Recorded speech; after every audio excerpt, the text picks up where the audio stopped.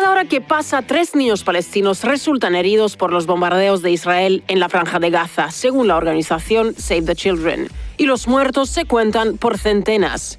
¿Quién permite que siga adelante esta agresión? ¿Por qué Israel sigue matando palestinos? ¿Esta guerra no va a terminar nunca? ¿Por qué Estados Unidos entrega casi $4.000 millones por año al ejército israelí? Un país más pequeño que, digamos, Hawái. Si yo te dijera que originalmente es la historia de 2 pueblos víctimas de los países poderosos de Occidente pagando los platos que no rompieron, ¿me creerías? Y sí, posiblemente me creerías porque mal que nos pese, no es la primera vez que ocurre. Espías, te explican. Es imposible abordar este tema sin repasar un poco la historia. Suena a mucho tiempo atrás, pero no tanto. Para empezar, hay que tener en cuenta que hablamos de un territorio muy pequeño a comparación del tamaño del conflicto que ocurre allí. ¿De quién es la tierra? ¿De los judíos o de los palestinos? Durante la Primera Guerra Mundial, ingleses, franceses y otros aliados unieron fuerzas para que, aparte del Imperio Austrohúngaro, caiga el Imperio Turco-Otomano. Una de las cartas para lograrlo fue la doble promesa británica. Por un lado, a la comunidad judía internacional, a cambio de recibir su apoyo. En la tierra llamada Palestina se fundaría el Estado de Israel. Más adelante, no se vayan, les explicaremos por qué los ahora israelíes no tenían su propio territorio. Esta promesa se conoce como la Declaración Balfour. Fue una manifestación formal pública del gobierno británico en 1917 para anunciar su apoyo al establecimiento de un hogar nacional para el pueblo judío en la región de Palestina, que en ese entonces formaba parte del Imperio Otomano. Pero era una doble jugada, porque por otro lado, Gran Bretaña arregló con los pueblos árabes y les prometió que si el Imperio Otomano se disolvía, tendrían oficialmente su Estado árabe en la llamada Tierra Palestina. Aquí vale aclarar que la tierra doblemente prometida no era un terreno baldío. Estaba habitada por palestinos hace más de 3 siglos. Y no es verdad aquello que dicen que solo había granjeros y algunas cabras. Había un pueblo establecido que nada tenía que ver con los conflictos de Occidente. Luego de la Primera Guerra Mundial, el Imperio Turco-Otomano cayó y, como siempre, el territorio se repartió entre los vencedores. Como parte de esta urbanización pirata, Francia se quedó con lo que hoy es Líbano y Siria, y los ingleses se cantaron Palestina y la Mesopotamia, es decir, Irak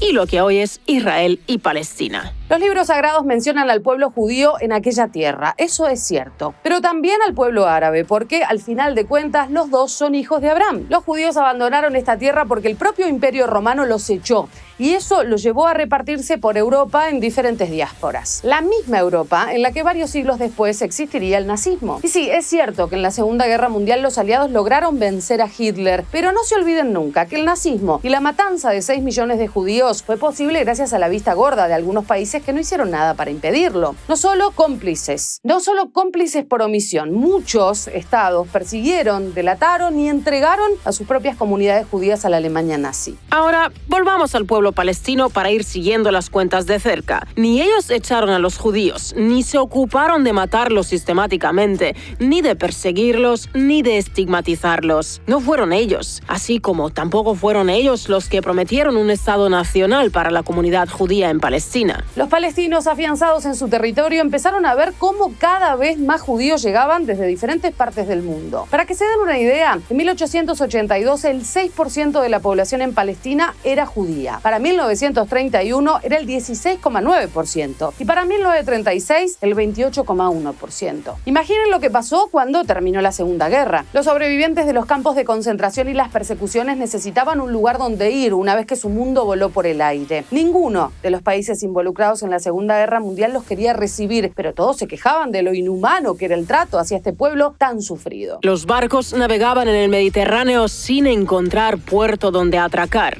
¿Les suena? Hasta que uno decidió quedarse en Haifa, que en aquel momento era un protectorado británico. Los judíos a bordo iniciaron una huelga de hambre para que los dejen desembarcar y que Gran Bretaña cumpla con su promesa. Y los dejaron, claro que los dejaron. La presión internacional era cada vez mayor ante un mundo que todavía temblaba mientras descubría los detalles de los campos de concentración y la bomba atómica. Inglaterra abandonó Palestina en 1947 y si te he visto no me acuerdo, se sacó el problema de encima. La recientemente creada ONU intercedió a favor del Estado de Israel y decidió que en la tierra prometida habría una partición. Un pedazo para los judíos y otro para los árabes. Inglaterra se abstuvo de votar. En fin. A ver, pongámoslo de esta forma. El pueblo palestino se encontró en medio de una pelea ajena en la que no tuvo nada que ver y que se resolvió gracias a un mediador que la misma Palestina no aceptó. Y que como si todo esto fuera poco, ese mediador decidió que la mejor manera de resolverlo era que el pueblo palestino comparta su territorio con un nuevo Estado cuyo plan era echarlos. A los palestinos, sí, ¿eh? El pueblo árabe nunca aceptó la partición. ¿Por qué lo iban a hacer? Un sector más radical que no quería conciliar y otro más diplomático que esperaba poder llegar a un acuerdo con los vecinos. Lo mismo del lado israelí. Hasta se creó un ejército paramilitar para la creación del Estado de Israel llamado Irgun, que perpetró varios atentados. La tensión en la zona no paraba de subir y no paró, pero el Estado de Israel se declaró igual en 1948. ¿Y qué hicieron los palestinos? Te estarás preguntando. Bueno, 2 días después de la independencia de Israel, se aliaron con Egipto, Siria, Líbano, Arabia Saudí y Transjordania para conformar la Liga Árabe y declararle la guerra a Israel. Desde aquel momento hasta ahora, Israel aumentó su territorio en un 23% de lo que le había designado la ONU y expulsó más de 700.000 árabes de su estado. El poderío militar de Israel se construyó en muy poco tiempo. El ejército verdaderamente fue una prioridad para la comunidad judía que se encontraba en un territorio reconocido legalmente, pero rodeado de vecinos que solo buscaban su eliminación. Gracias a varias victorias de este ejército, Israel fue colonizando más y más territorio y librando batallas contra un mundo árabe dividido. Una de las más importantes, seguro la han escuchado nombrar, es la Guerra de los 6 días de 1967, que se llama así porque literalmente duró 6 días. Después del enfrentamiento, Israel ocupó 4 territorios que hasta hoy están en disputa. Le arrebató los altos del Golán a Siria, ocupó Cisjordania, le quitó a Jordania el este de Jerusalén y le robó a los egipcios la Franja de Gaza. Además, llevó a cabo desde aquel entonces y hasta ahora lo siguen haciendo una política de asentamientos en territorios ajenos. Esto quiere decir propiciar la vida de pequeñas comunidades judías en otros países a pesar de ser ilegales y penados a nivel internacional. ¿Y la ONU? Chicos, la ONU, ¿qué pasó con la ONU? Calladita la boca. ¿Por qué? ¿Por qué? ¿Por qué? Porque Estados Unidos usa su poder del veto como miembro permanente del Consejo de Seguridad para bloquear la infinidad de denuncias sobre los abusos israelíes. Para ser más claros, desde los años 80, Estados Unidos permitió que la ONU emitiera una resolución condenando los asentimientos una sola vez.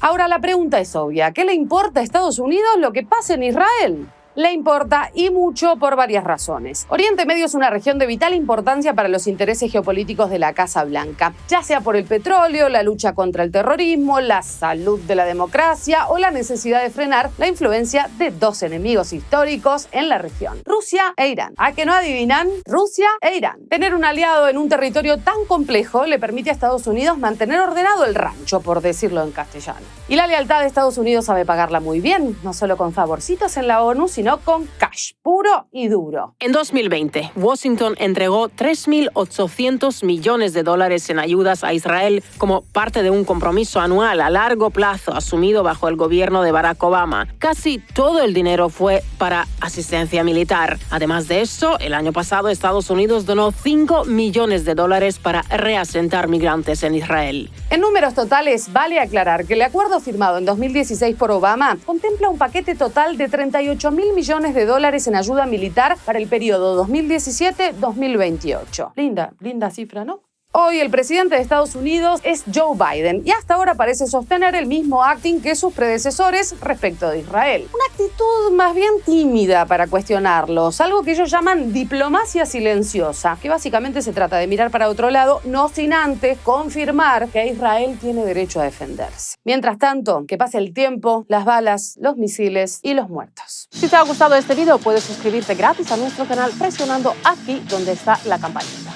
Cada apoyo cuenta, así que gracias por seguirnos.